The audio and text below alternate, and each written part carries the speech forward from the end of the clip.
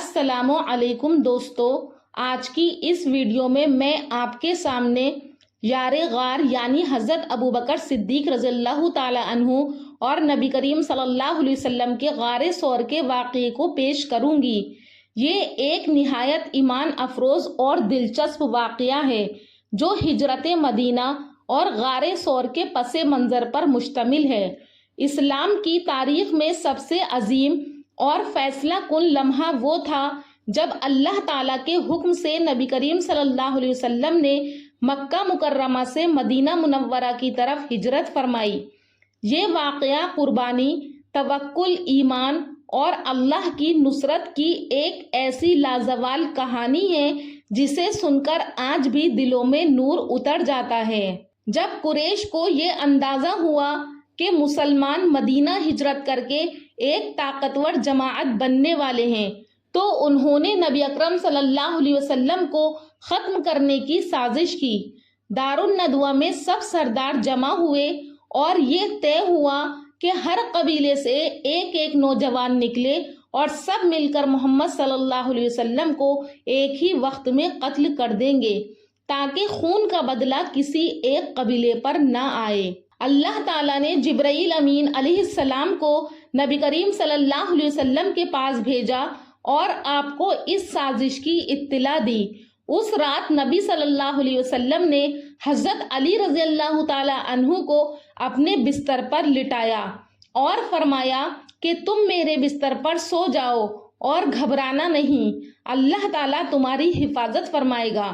حضرت علی رضی اللہ تعالی عنہ نے جان دے کر نبی کریم صلی اللہ علیہ وسلم کی حفاظت کی نیت سے اس امانت کو قبول کیا۔ رات کے اندھیرے میں قریش کے نوجوانوں نے آپ صلی اللہ علیہ وسلم کے گھر کو گھیر رکھا تھا، لیکن اللہ کے حکم سے جب نبی صلی اللہ علیہ وسلم نکلے تو آپ نے سورہ یاسین کی ابتدائی آیات پڑھی اور مٹھی بھر کر خاک ان کے سروں پر ڈال دی۔ کفار کی آنکھوں پر پردہ پڑ گیا اور وہ آپ صلی اللہ علیہ وسلم کو دیکھ ہی نہ سکے۔ نبی صلی اللہ علیہ وسلم سیدھے حضرت ابوبکر صدیق رضی اللہ تعالیٰ عنہ کے گھر پہنچے۔ وہ پہلے ہی ہجرت کی تیاری میں تھے۔ دونوں نے خفیہ طور پر نکلنے کا فیصلہ کیا۔ حضرت ابوبکر صدیق رضی اللہ تعالیٰ عنہ کو اپنی جان کی کوئی پرواہ نہ تھی، وہ صرف یہ چاہتے تھے کہ نبی صلی اللہ علیہ وسلم کی حفاظت ہو۔ اسی محبت کے سبب وہ ہر لمحہ آگے آگے چلتے، کبھی پیچھے، کبھی دائیں، کبھی بائیں، تاکہ ہر طرف سے حفاظت کر سکیں۔ نبی صلی اللہ علیہ وسلم اور حضرت ابوبکر رضی اللہ تعالی عنہ مکہ سے جنوب کی طرف نکلے اور پہاڑ پر چڑھ کر غار ثور میں پناہ لی۔ یہ غار مکہ سے تقریباً 3 میل دور تھی۔ جب حضرت ابوبکر صدیق رضی اللہ تعالیٰ عنہ اور آپ صلی اللہ علیہ وسلم اس غار کے قریب پہنچے تو حضرت ابوبکر نے روایتوں کے مطابق آپ کو اپنے کندھے پر اٹھا لیا تاکہ قدم مبارک کے نشان نہ آنے پائیں اور قدم شناسی سے پکڑے نہ جائیں۔ غار کے منہ پر پہنچے تو رسول اللہ صلی اللہ علیہ وسلم کو تھوڑی دیر کے لیے وہیں پر روک دیا۔ پہلے حضرت ابوبکر خود اندر تشریف لے گئے، غار کو خوب اچھی طرح سے صاف کیا۔ کچھ اس غار کے اندر سوراخ تھے جس سے زہریلے جانور سے خطرہ تھا۔ ان سبھی کو اپنی چادر پھاڑ کر بند کیا، پھر حضور کو آواز دی۔ حضور صلی اللہ علیہ وسلم اندر تشریف لے گئے۔ 3-4 میل کا سفر، وہ بھی پہاڑی کا سفر، بڑا دشوار گزرا۔ حضرت ابوبکر صدیق کے گھٹنے پر سر رکھ کر حضور صلی اللہ علیہ وسلم سو گئے۔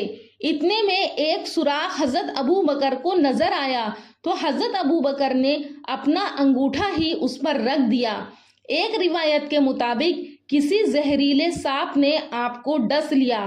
تکلیف کی شدت بڑھتی جا رہی تھی، لیکن اس وقت ماضی، حال، مستقبل کی سب سے عظیم شخصیت آپ کے زانوں پر سر رکھے ہوئے تھی۔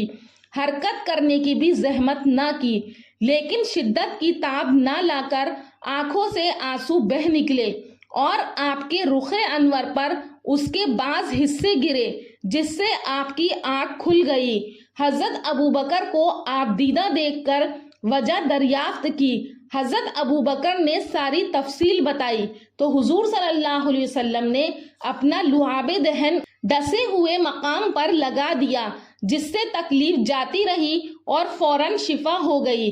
ادھر بدبختوں کی جماعت نے جب صبح کی اور حضور صلی اللہ علیہ وسلم کے بجائے حضرت علی کو بستر رسالت سے بیدار ہوتے ہوئے دیکھا تو دماغ ٹھکانے پر نہیں رہا۔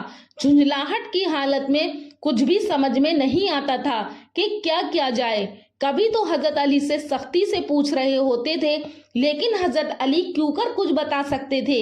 جب یہاں سے مایوسی ہوئی تو سیدھا حضرت ابو بکر کے گھر پہنچے۔ وہاں بھی گھر کو خالی دیکھ کر یقین ہو گیا کہ یہ دونوں نکل چکے ہیں۔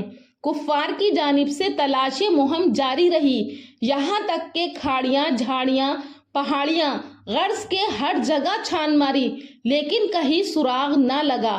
ایک مرتبہ تو غار ثور کے منہ پر آ گئے۔ قریب تھا کہ اگر وہ اندر کو جھانک لیتے تو یہ دونوں مقدس ہستیاں نظر آ جاتی۔ حضرت ابو بکر کو تشویش ہوئی، اور تشویش ہونی ہی چاہیے۔ ان کو فکر اپنی جان کی نہیں بلکہ خلاصہ کائنات کی تھی۔ انہوں نے اپنی تشویش کا اظہار چپکے سے حضور صلی اللہ علیہ وسلم سے بھی کیا۔ حضور نے فرمایا کہ اے ابو بکر، لا تحزن ان اللہ معنا، غم کی حاجت نہیں ہے، اللہ ہمارے ساتھ ہے۔ یہ سننا تھا کہ حضرت ابو بکر پر گویا ایک طرح کی سکینت نازل ہو گئی۔ ایک بدبخت کافر اندر گھسنے کا ارادہ بھی کر رہا تھا، مگر بعض نشانیوں کو دیکھ کر خود بھی باز رہا، یعنی دور رہا، اور اوروں کو بھی وہاں پر جانے نہیں دیا۔ اللہ تعالیٰ نے اپنی قدرت سے وہاں پر دو نشانیاں ظاہر کی۔ ایک، مکڑی نے غار کے دہانے پر جالا بن دیا، اور دوسری، دو کبوتروں نے غار کے دروازے پر گھونسلہ بنا کر انڈے دے دیے۔ جب قریش کے لوگ تلاش کرتے ہوئے غار کے منہ تک پہنچے تو انہوں نے کہا کہ اگر محمد اندر ہوتے تو یہ جالا اور انڈے یہاں نہ ہوتے۔ یوں اللہ تعالیٰ نے اپنے نبی کو محفوظ فرما دیا۔ نبی صلی اللہ علیہ وسلم اور حضرت ابو بکر صدیق رضی اللہ تعالیٰ عنہ نے غار میں 3 دن قیام فرمایا۔ اس دوران خفیہ طور پر کھانے اور خبروں کا انتظام کیا جاتا رہا۔ حضرت اسما بنت ابی بکر، جو کہ حضرت ابو بکر کی بیٹی ہیں، وہ رات کے وقت کھانا لے کر آتی تھی۔ ایک بار کھانے کو باندھنے کے لیے کچھ نہیں ملا تو اپنی کمر کا پٹکا پھاڑ دیا، اسی وجہ سے انہیں ذات النطاقین کا لقب ملا۔ حضرت عبداللہ بن ابی بکر، جو کہ آپ کے بیٹے تھے، وہ دن میں مکہ کی خبریں جمع کرتے اور رات کو غار میں آ کر ساری صورت حال بتاتے تھے۔ حضرت عامر بن فہیرہ، وہ بکریاں چرا کر غار کے قریب لے آتے تاکہ دودھ میسر آ جائے اور بکریوں کے قدموں سے انسانوں کے نشانات مٹ جائیں۔ یہ آپ کے غلام تھے۔ 3 دنوں تک غار ثور میں قیام کرنے کے بعد حضرت عبداللہ بن ابی بکر نے اطلاع دی کہ اب سب تھک ہار کر بیٹھ گئے ہیں۔ تب حضرت ابو بکر نے پہلے سے تیار کی ہوئی 2 سواریاں منگوائیں، ایک حضور کی خدمت میں پیش کی اور ایک پر خود سوار ہوئے۔ ساتھ میں حضرت عبداللہ حضرت عامر بن فہیرہ کو لیا اور راستے کی رہنمائی کے لیے ایک کافر مگر قابل اعتماد شخص عبداللہ ابن اریقت یا ارقد کو لیا، اور مقدس و مختصر قافلہ مدینے کے لیے یہ روانہ ہو گیا۔ راستے بھر کی کیفیت عجیب رہی۔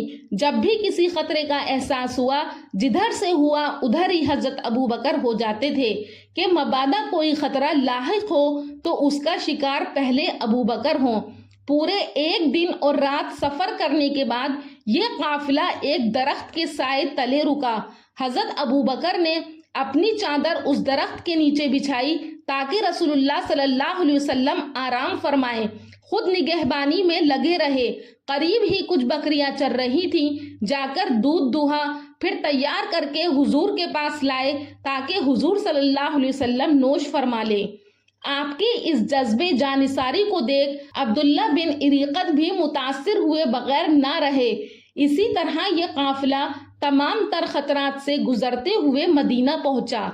یہ سفر ہجرت اسلامی تاریخ کا نقطۂ آغاز ہے، جس پر بعد میں اسلامی کیلنڈر قائم کیا گیا۔ دوستو یہ واقعہ ہمیں یہ سکھاتا ہے کہ اللہ پر کامل بھروسہ رکھو، چاہے دشمن کتنی بھی سازش کریں۔ نبی صلی اللہ علیہ وسلم کے ساتھیوں کی قربانی بے مثال تھی۔ عورتوں، مردوں، غلاموں سب نے اسلام کی خدمت میں حصہ لیا۔ اللہ جب چاہے اپنی مخلوق مکڑی اور کبوتر سے بھی اپنے دین کی حفاظت کر سکتا ہے۔ یہ واقعہ ایمان کو تازگی بخشتا ہے اور ثابت کرتا ہے کہ اللہ کا وعدہ ہے، اللہ اپنے وعدے کو پورا کر کے رہے گا، چاہے کافر کتنا ہی ناپسند کریں۔ سامعین، امید کرتی ہوں کہ آپ کو ہمارا ویڈیو پسند آیا ہوگا اور آپ کو حضور صلی اللہ علیہ وسلم اور آپ کے یار غار حضرت ابوبکر صدیق رضی اللہ تعالیٰ عنہ کا یہ ساتھ ضرور انٹرسٹنگ لگا ہوگا۔ اللہ پاک سے دعا ہے کہ اللہ پاک ہمیں بھی اپنے نبی سے ایسے ہی محبت کرنے والا بنائے۔ اگر آپ کو ہمارے چینل نوری اسلامک ٹیوبر سے ذرا سا بھی فائدہ ہوتا ہے تو ہمارے چینل کو سبسکرائب کریں، کامنٹ سیکشن میں اپنی رائے کا اظہار کریں اور ویڈیو کو شیئر کریں۔ انشاءاللہ پھر ملاقات کریں گے ایک اور اچھے ٹاپک کے ساتھ اگلی ویڈیو میں۔ تب تک کے لیے اللہ حافظ۔